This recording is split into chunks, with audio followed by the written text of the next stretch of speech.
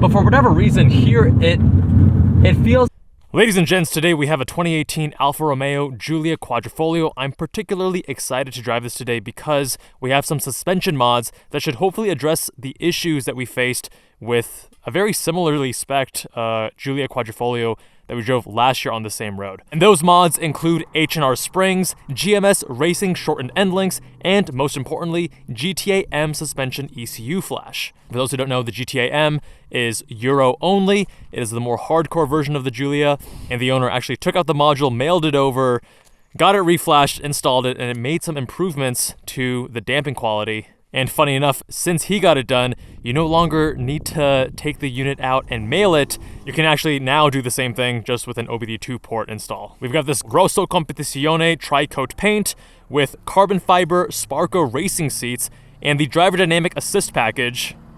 As for the engine, we have a BMC drop-in filter and a JB4 piggyback tune, that's stage 1, with a Squadra exhaust controller. So stock, these cars make right around 505 horsepower.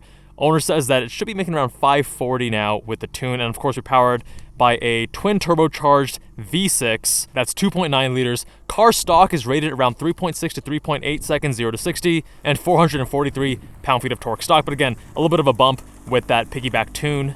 The wheels, you might be thinking, are stock because they look stock, but they're actually GTAm inspired wheels. These are Etuners Motorsports GTAm style wheels. In the front we have 20 by 8.5, in the rear 20 by 10, wrapped in Pirelli P0 Corsa. That's 245 section width in the front and 295 in the rear. We've got some nice exterior mods as well. The full mod list, as always, is down in the description. I like this Etuners Motorsports Racing Edition carbon fiber replica wing, the Koshi GTA style carbon fiber side plates, the carbon fiber wing caps and such. Car looks really sharp. The owner takes very good care of the vehicle.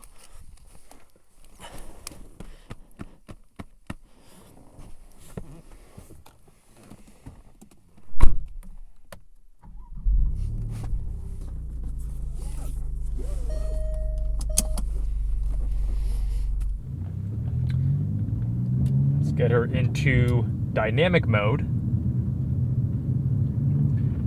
And in dynamic mode, we're going to start off with the soft damper setting. Let's put this into manual.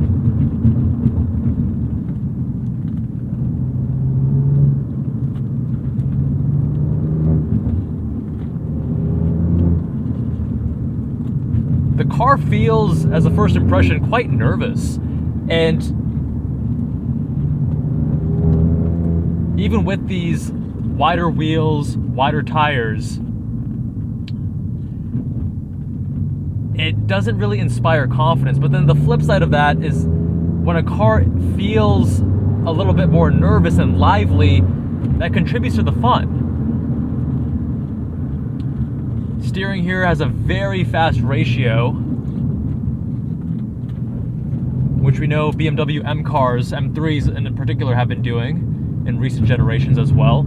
It helps the car feel lighter, more responsive, quicker to turn. But for whatever reason here, it feels a little bit more congruent than in the BMWs. And I don't know, I've been thinking as to why that might be, and I don't have a good answer. Yeah, the car is very much on its toes, a bit nervous.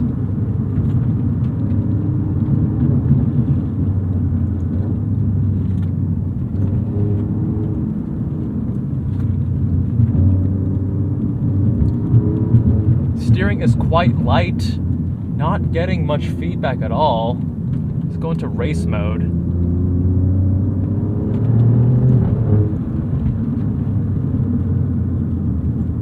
A little bit heavier.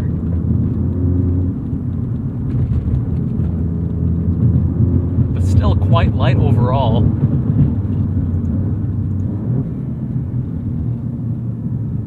And let's give you a pull.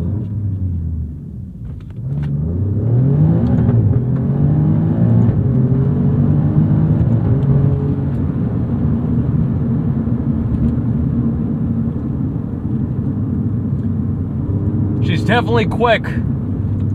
Absolutely enough power for the streets. You gotta remember, the car only weighs around 3,600 pounds. It's about 300 pounds lighter than the G80 M3, closer in weight to the F80. but it feels quite a bit smaller, more agile, more lively than the G80.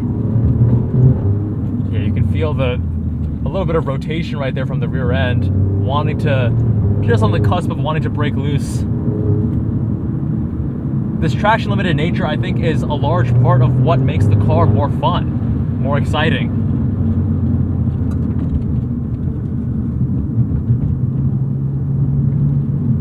Because the Germans, the M3s, it feels a bit clinical. It feels like it's designed to meet a lap time and to maximize a spec sheet.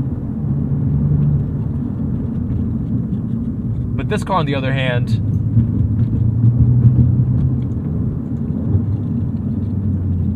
it feels like it wants to have a little bit more fun and dance. Oh, buddy, lanes. Yeah, you can feel the rear coming out a bit there on throttle.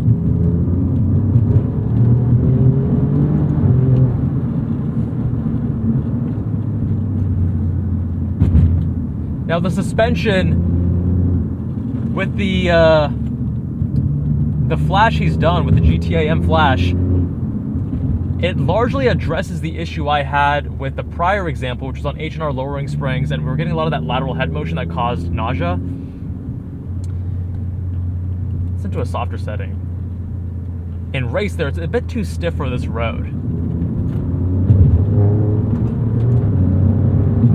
And even in mid, it's not a supple ride quality by any means. Let's actually go to dynamic and put that into the soft setting. It feels like prior gen tech. It's not bad suspension,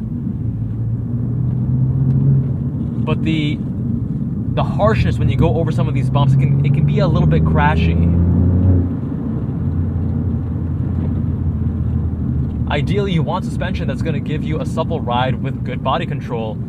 And here you're getting good body control, but the suppleness is not quite there. It can be harsh. Still definitely an improvement over that prior example.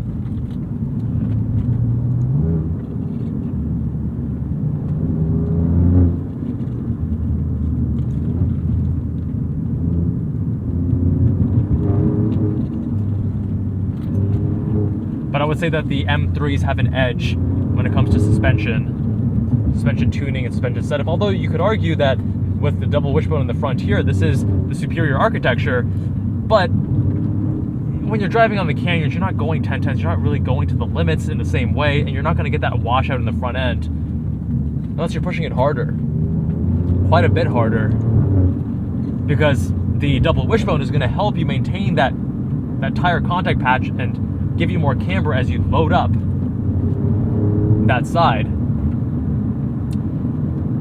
But the way that BMW has tuned their M3s, you don't really notice it. At least not on street. Now, the Giulia Quadrifoglio does feel so much more lively. As you can see, the traction flashing there on the dash. It being traction limited, it adds to this drama.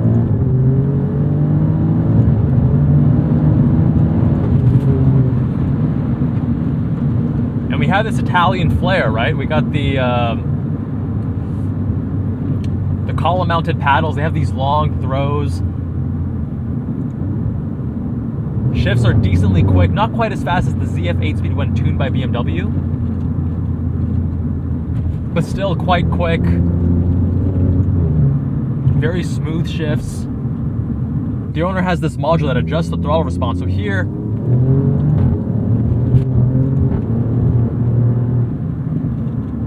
it's slightly more responsive than stock, but not overly so. This setting is the highest, which definitely has that on-off nature. As soon as you give a little bit of travel to the throttle, it goes too far, way too binary, and then this is stock.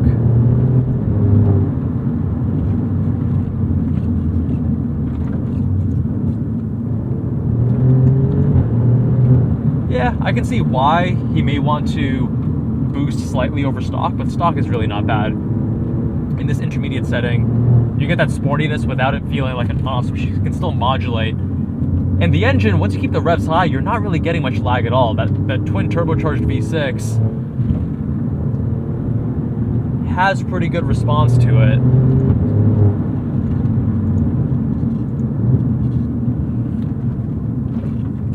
Overall, this car does seem quite well suited for the enthusiast that want something different than the BMW M3. I mean, BMW M3s are so popular for a reason. They're very good at what they do. They're quite competent. But especially in recent generations, they can feel a little bit numb, a little bit video gamey. And here you get a bit more passion infused, a bit more connectedness to the vehicle. You still have that faster steering ratio, just like in the BMW. It doesn't feel quite as disconcerting, and I'm not sure why. I think maybe because the car overall does communicate more with you. Both the chassis and the steering is a little bit more communicative than the G80 M3. Whereas that M3, it feels a bit video gamey, a bit disconnected and numb. This is for someone who wants the practicality with their four-door sports sedan, while still having a bit more passion and connectedness to the vehicle, that Italian flair. But my friends, let me know what you think. Big thanks to the owner, Anthony, for letting me review his Giulia Quadrifoglio. My friends, if you want your car reviewed, visit us on jabalandcars.com. Fill out the form on the homepage, and I'll see you all in that next one.